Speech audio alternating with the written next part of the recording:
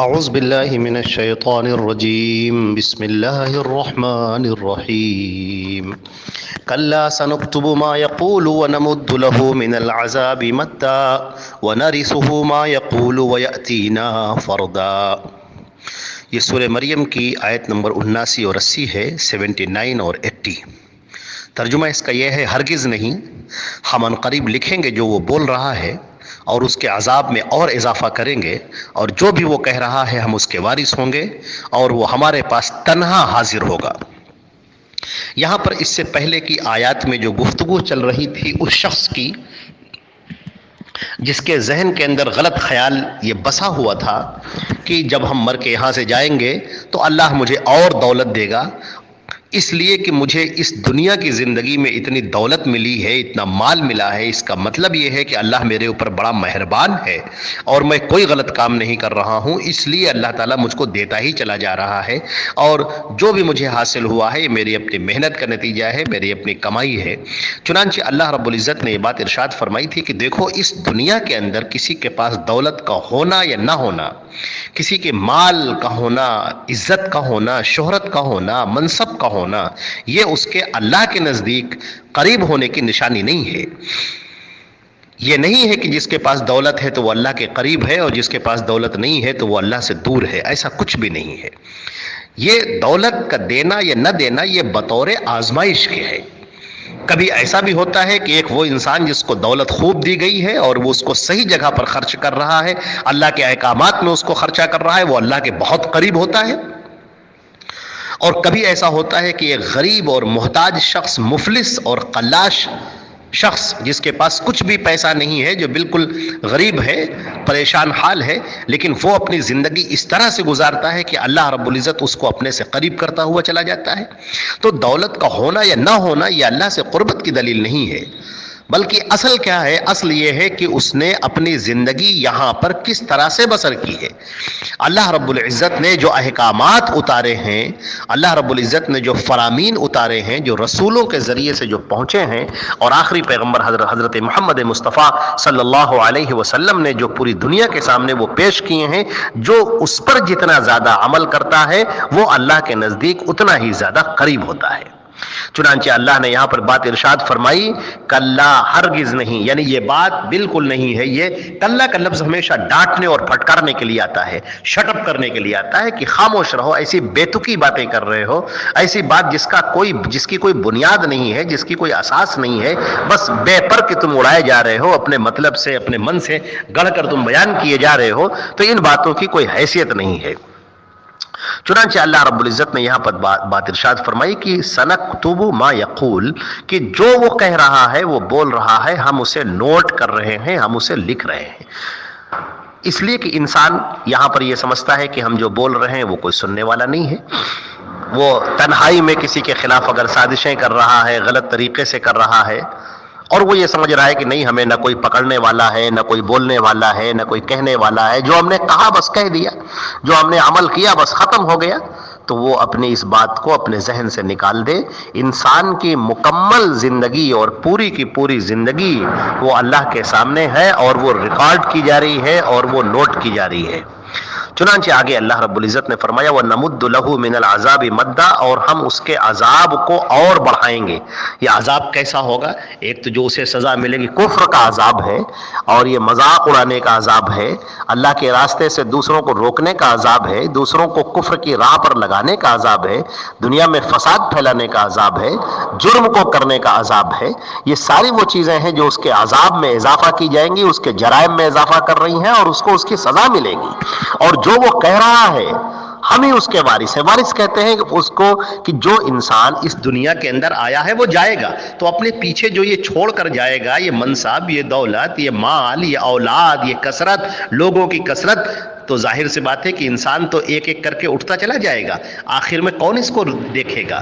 تو باقی رہ جانے والا، ہمیشہ باقی رہ جانے والا، وہ صرف ایک اللہ کی ذات ہے جو ہمیشہ باقی رہ جائے گی، اور باقی کوئی نہیں ہے۔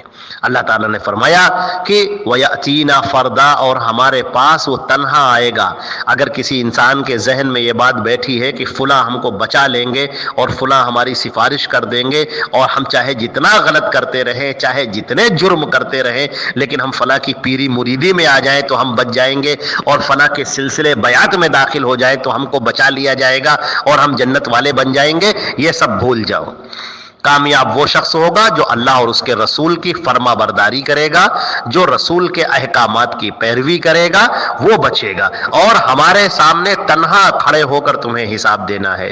تم کل قیامت کے دن ہمارے سامنے تنہا آؤ گے، اکیلے ہمارے سامنے حاضر ہوگے اور تمہیں اپنے کیے کا پورا حساب دینا ہوگا. تمہارے نامہ اعمال میں کون سے نیکیاں ہیں، تمہارے نامہ اعمال میں کون سے جرائم ہیں، ایک ایک کا تمہیں حساب دینا ہوگا اور وہاں پر تم سے سوال کیا جائے گا. نبی کریم صلی اللہ علیہ وسلم نے فرمایا کہ بس من نوقش ہلاکا، جس سے بھی سوالات کر لیے گئے، مناقشہ کر لیا گیا، سوال پر سوال، سوال پر سوال کر لیے گئے تو وہ ہلاک ہو گیا.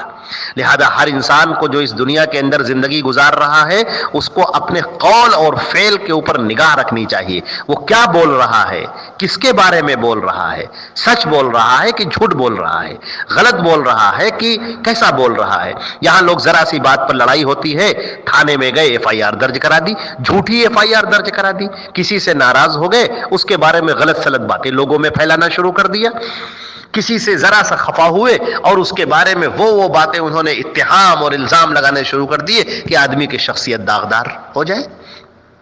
تو تم یاد رکھو کہ تم اپنے منہ سے جو بھی نکال رہے ہو، تم کسی کا مذاق اڑاؤ یا کسی پر الزام لگاؤ یا کسی پر تہمت لگاؤ یا کسی پر سازش کرنے کے لیے الفاظ نکالو، یہ سب یاد رکھو کہ اللہ دیکھ رہا ہے اور تمہیں اس کا حساب دینا ہے.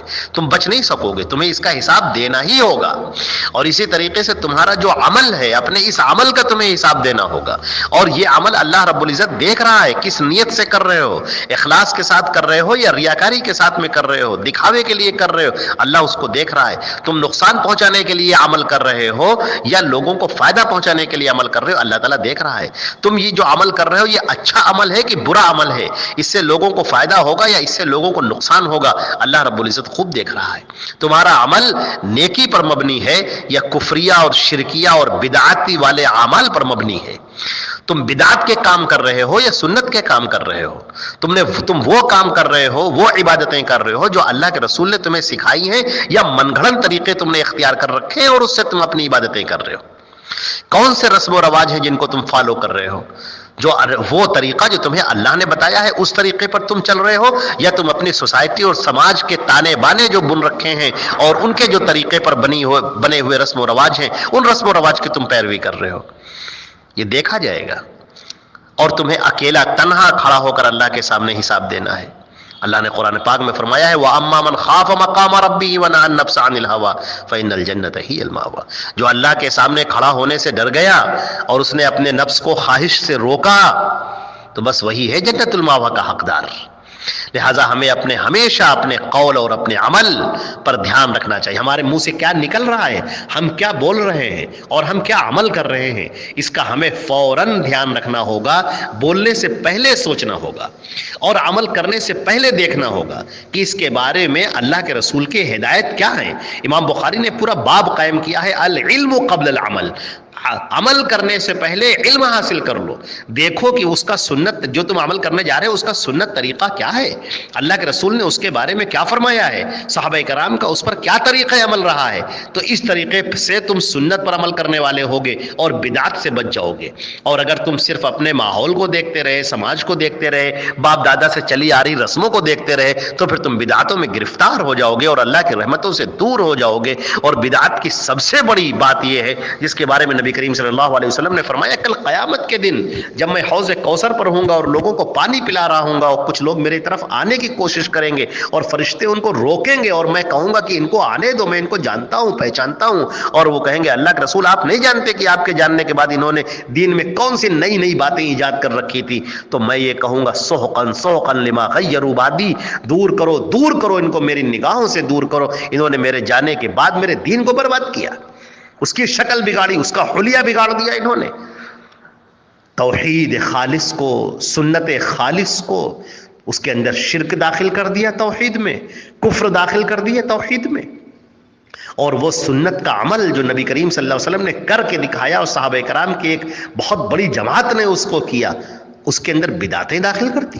وہ دین جو اللہ کے رسول صلی اللہ علیہ وسلم لے کر آئے، جس کے لیے تکلیفیں سہیں، جس کے لیے پتھر کھائے، جس کے لیے آپ کو گھر سے بے گھر کیا گیا، جس کے لیے آپ کو دھکے مارے گئے، جس کے لیے آپ کے راستے میں کانٹے بچھائے گئے، جس کے لیے آپ پر عرصہ حیات تنگ کر دیا گیا، جس کے لیے لوگوں نے آپ کو گھیر لیا اور سب نے مل کر آپ پر حملہ کرنا چاہا، اس دین کو پہنچانے کے لیے جس نے اتنی تکلیفیں اٹھائی ہوں، آج اس دین کا حلیہ بگاڑا جا رہا ہے، اس کی شکل بگاڑی جا رہی ہے، سنت کے طریقے سے ہٹ کر بدعتیں داخل کی جا رہی ہیں، اور کہا جا رہا ہے کہ ارے یہ بھی تو نیک کام ہے، اس میں حرجہ ہی کیا ہے؟ بہت بڑا حرجہ ہے. سب سے بڑا حرجہ یہ ہے کہ اس کو اللہ کے رسول نے نہیں کیا. سب سے بڑا حرجہ یہ ہے کہ صحابہ کرام نے نہیں کیا. اس زمانے میں داعیہ موجود تھا لیکن انہوں نے نہیں کیا، لہذا اس کو نہیں کرنا چاہیے. ہم جو بھی عمل کر رہے ہیں، جو بھی بول رہے ہیں، جو بھی عمل کر رہے ہیں، ہمیں اس کا اللہ کے حساب دینا ہے. لہٰذا اللہ نے فرمایا، اس آیت کو ہمیشہ اپنے ذہن میں رکھیں، کلا ہرگز نہیں، سنکتب ما یقول، جو بھی وہ بول رہا ہے ہم اسے سب لکھ رہے ہیں، سب ہم نوٹ کر رہے ہیں، اور اس کے عذاب میں ہم اور اضافہ کریں گے، اس کے عذاب کو اور بڑھا دیں گے. وَنَرِثُهُ مَا يَقُولُ وَيَأْتِينَا فَرْدًا، اور وہ ہمارے پاس تنہا کھڑا ہوگا، آ کر تنہا اس کو اپنا حساب دینا ہوگا. وہ یہ نہیں کہہ سکتا کہ چونکہ ہمارے باپ دادا ایسا کر رہے تھے لہٰذا ہم بھی ایسا کر رہے تھے، فلاں نے ایسا کہہ دیا تھا اس لیے ہم ایسا کہہ رہے تھے، فلاں نے یہ جرم کیا تھا لہٰذا ہم بھی اسی راہ پر چل پڑے. یہ آپ نہیں کہہ سکتے. تنہا آپ کو کھڑا ہو کر اپنا عذر بیان کرنا ہوگا، اپنی بات بیان کرنی ہوگی، اپنا تم کو جواب دینا ہوگا. اور جس سے اللہ نے سوال کر لیا تو وہ ہلاک ہو گیا، وہ کیسے بچے گا وہ؟ لہٰذا اسی دنیا میں اپنی آنکھوں کو کھولیں، اپنے دماغ کو کھولیں، اپنے ذہن کو کھولیں، قرآن پاک سے ہم وابستہ ہو جائیں، اس سے چمٹ جائیں، اور حدیثوں سے وابستہ ہو جائیں، اس سے چمٹ جائیں. قرآن اور حدیث کو اپنے سامنے رکھیں اور جو اس میں لکھا ہوا ہے اسی کے مطابق اپنی زندگی گزارے، وہی بسر کرے، اور یہی ہماری کامیابی کا زینہ ہے. وَمَن يُطِعِ اللَّهَ وَرَسُولَهُ فَقَدْ فَازَ فَوْزًا عَظِيمًا، جس نے اللہ کی بات مان لی، اس کے رسول کی بات مان لی، پیروی کر لی، وہ بہت بڑی کامیابی سے ہمکنار ہو گیا. اللہ رب العزت ہم کو اور آپ کو اسی بڑی کامیابی سے ہمکنار فرمائے. والسلام علیکم ورحمۃ اللہ وبرکاتہ.